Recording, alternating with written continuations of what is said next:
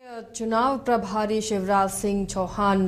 पहुंचे हुए हैं झारखंड दौरे पर और पूरी तरह से बीजेपी अब चुनावी मोड में नजर आ रही है। राज्य में विधानसभा के चुनाव होने जिसे लेकर अब बीजेपी पूरा जोर लगाती हुई नजर आ रही है। लोकसभा चुनाव के परिणामों में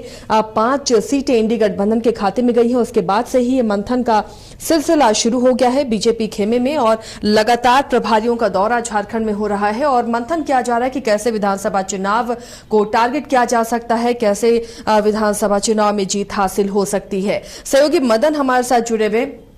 मदन, बीजेपी पूरी तरह से विधानसभा चुनाव को लेकर रेस नजर आ रही है और देखिए अब बैठकों का दौर शुरू हो गया है, प्रभारियों का झारखंड दौरा शुरू हो गया है। किस तरह की जान फूंकने की कोशिश हो रही है कार्यकर्ताओं में, नेताओं में?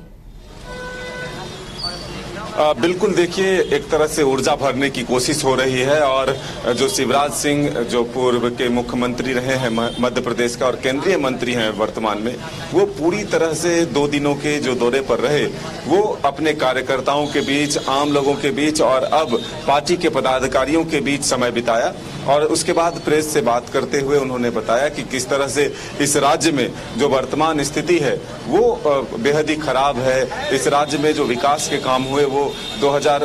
अगर आप बात करें तो 19 तक ही सिर्फ विकास के काम हुए। 19 के बाद जो सरकार बनी है उसमें सिर्फ भ्रष्टाचार ही सामने आया है। वर्तमान हेमंत सोरेन की सरकार पर जमकर बरसे शिवराज सिंह चौहान और उन्होंने कहा कि इस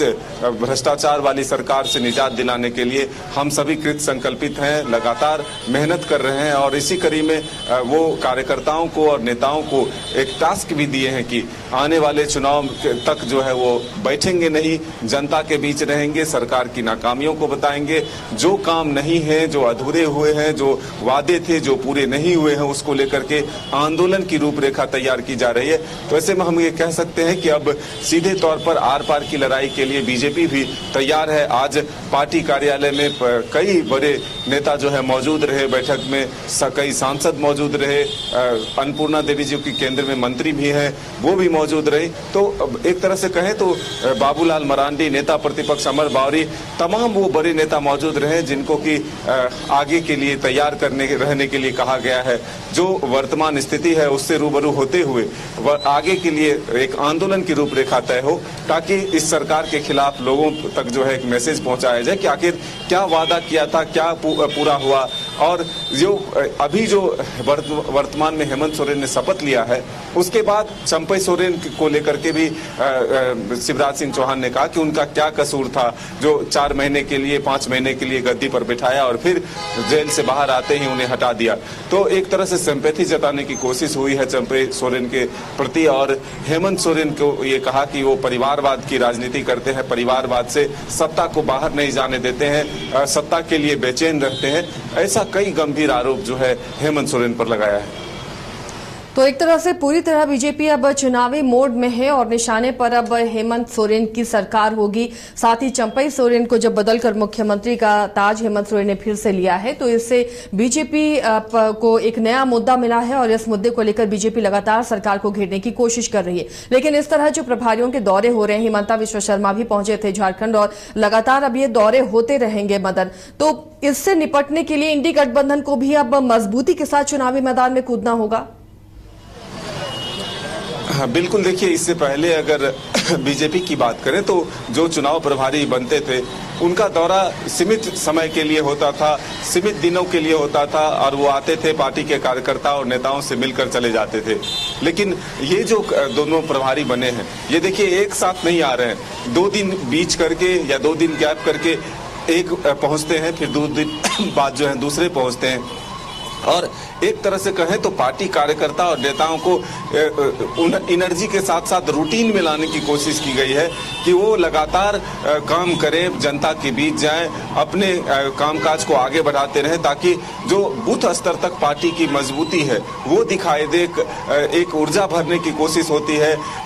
ये नहीं कि चुनाव है तो बस एक बार मीटिंग कर लिए और बैठ गए, सो नहीं, आप लगातार काम करिए, लगातार जनता के बीच में जाइए, उन चीजों को उठाइए जो सरकार की विफलताएं हैं, हम जो आएंगे वो क्या करेंगे,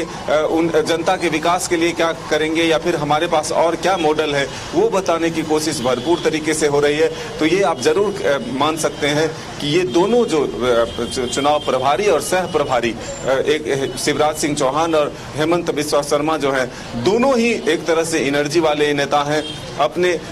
नेता और कार्यकर्ताओं को जगाने का काम कर रहे हैं। देखिए, कल देर रात 10 बजे भी बूथ अध्यक्षों को, यानी कि अलग अलग जगहों पर जाकर के जो बूथ अध्यक्ष लोकसभा चुनाव में अच्छे मार्जिन से बूथ पर रहे, जो 10,000 बूथ मंडल में जो है 10,000 वोट से लीड दिलाया, वैसे तमाम बूथ अध्यक्षों को सम्मानित करने का काम किया और कहा कि हम तो सिर्फ आते हैं और भाषण देकर चले जाते हैं, लेकिन जनता के आक्रोश को भी आप ही को झेलना होता है, जनता के दरवाजे तक आप ही को जाना होता है, उनकी भली अच्छी बातों को आप ही, बुरी बातों को आप ही को सुनना पड़ता है। ऐसे में आपसे बड़ा संगठन के लिए कोई नहीं होता। और मेरे मन में यही ख्याल आया कि हम आपके बीच पहुंचे और आपसे अपना प्रेम और स्नेह बांटे, ताकि आप और ऊर्जा के साथ आपको एक टास्क भी दें कि आने वाले चुनाव में और बेहतर परफॉर्मेंस आपका रहे। तो ये जो एक तरीका है अपने नेता और कार्यकर्ता को ऊर्जा भरने का, उन्हें और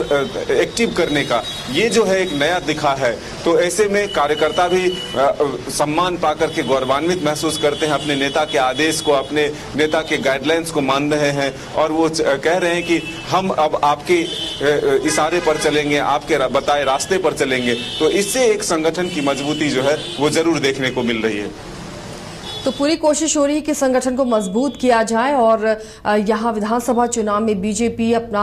पताका लहराए, इसकी तमाम कोशिशें हो रही है। लेकिन इस बार जो परिणाम देखे मदन, जो ऐसी सीटें थी, एसटी सीटें थी, उन पर बीजेपी जीत नहीं पाई है। 5 सीटें इंडी फोल्डर में चली गई हैं। तो ऐसे में जो आदिवासी सीटें हैं, उन सीटों पर किस तरह बीजेपी आगे काम करेगी, संताल पर कैसे अपनी पकड़ को और मजबूत बनाएगी? देखिए, उसके लिए भी रणनीति बनाई जा रही है। और जो हेमंत बिस्वा शर्मा हैं, देखिए 2-4 दिनों पहले जब वो झारखंड के दौरे पर आए थे, तो सबसे पहले वे अपने पार्टी के तमाम आदिवासी बड़े चेहरा के जो नेता हैं, जो बड़े नेता कद के नेता हैं, उनसे जाकर के वो मुलाकात किया और उनसे आदिवासी समाज के चीजों को जानने की कोशिश की कि आखिर क्या वजह है कि हमारे पार्टी से, हमसे वो दूर हो रहे हैं। तो सबसे पहले अपने ही नेताओं से वो जानने की कोशिश की है और वो कह रहे हैं कि अब हम समाज के बीच में जाएंगे, उनसे बातचीत करेंगे कि आखिर समस्या कहाँ हो रही है, किन बातों को लेकर तकलीफ है, उसे हम मनाने की कोशिश करेंगे। लेकिन दूसरी तरफ बीजेपी के जो तमाम बड़े नेता हैं, वो ये कह रहे हैं कि हम 9 सीट नहीं जीते हैं, बल्कि 52 सीट पर कह रहे। तो लोकसभा विधानसभा के मद्देनजर अगर आप देखें तो वो कह रहे हैं कि सिर्फ लोकसभा चुनाव में 9 सीट दिख रहे हैं, लेकिन 52 सीटों पर हमने लीड हासिल की है, 52 सीट पर जो है हमें बढ़त मिली है। तो हम उसे मानकर अगर चले तो विधानसभा में पूर्ण बहुमत की सरकार जो है हमारी बनती हुई नजर आती है। तो ऐसे में आदिवासी समाज से जो भी तकलीफें हैं या जो भी नाराजगी है, उनको दूर करने की कोशिश जो है ये तमाम जो बड़े नेता हैं वो अभी से जुट चुके हैं इसके लिए। और हेमंत बिस्वा शर्मा जो है इस पर विशेष फोकस दे रहे हैं। चलिए, तो पूरी तरह से बीजेपी अब चुनावी मोड में है और मिशन विधानसभा में जुटी हुई, इसलिए तमाम बड़े नेता पहुंच रहे हैं, तमाम प्रभारी पहुंच रहे हैं और लगातार बैठकों का दौर भी चल रहा है। टास्क दिए जा रहे हैं नेताओं को, कार्यकर्ताओं का हौसला बढ़ाया जा रहा है ताकि वो पूरे मन से चुनाव में जुटे रहें।